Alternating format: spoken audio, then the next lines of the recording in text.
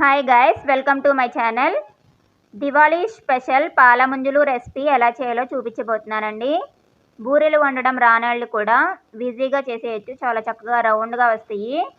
దీనికోసం ఒక పావు కేజీ పచ్చెనపప్పు క్లీన్ చేసేసి స్టవ్ మీద పెట్టి ఉడకనివ్వండి. ఇలా మెత్తగా ఉడికిపోయాక ఒక పావు కేజీ బెల్లం మెత్తగా కొట్టి వేసుకోవాలి.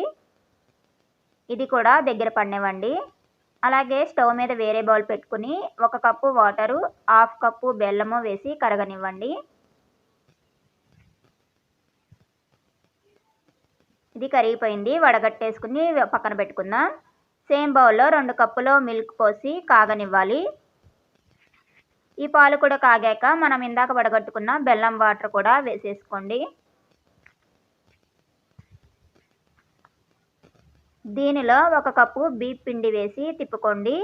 1 కప్పు బియ్యం పిండికి 2 కప్పులు మిల్క్, 1 కప్పు బెల్లం వాటర్ అనమాట. అంటే 3 కప్పులు అయింది.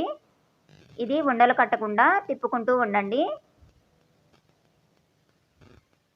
ఇలా దగ్గర పడ్డాక స్టవ్ ఆఫ్ చేసేసి పక్కన పెట్టుకోండి.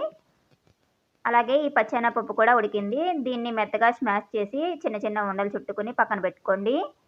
ఈ బియ్యం పిండి కూడా ఉండలు చుట్టి చపాతీ పిండిలాగా ఒత్తుకుని ఈ పోపు అనేది దీంట్లో పెట్టేసి ఎక్కడ ఖాళీ అనేది లేకుండా రౌండ్గా చుట్టుకోండి. ఇలా అన్నీ కూడా చుట్టేసుకోండి. ఈ పచ్చెనపప్పు పోపు బదులు పెసరపప్పుతో అయినా మనము చేసుకోవచ్చు, లేదా కొబ్బరి లౌజు కానీ కేసరి కానీ ఏదైనా పెట్టుకోవచ్చు. ఎక్కువ శాతం పెసరపప్పుతో చేస్తారు.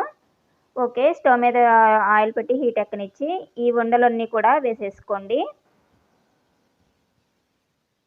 ఇవి ఒకవైపు కాలినాక మరోవైపు తిప్పుకోవాలి.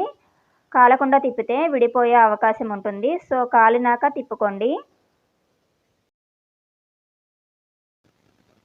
ఓకే, 2 వైపులా కాలిపోయినాయి. ఇలా గోల్డెన్ బ్రౌన్ కలర్ వస్తే అయిపోయినట్టేనండి.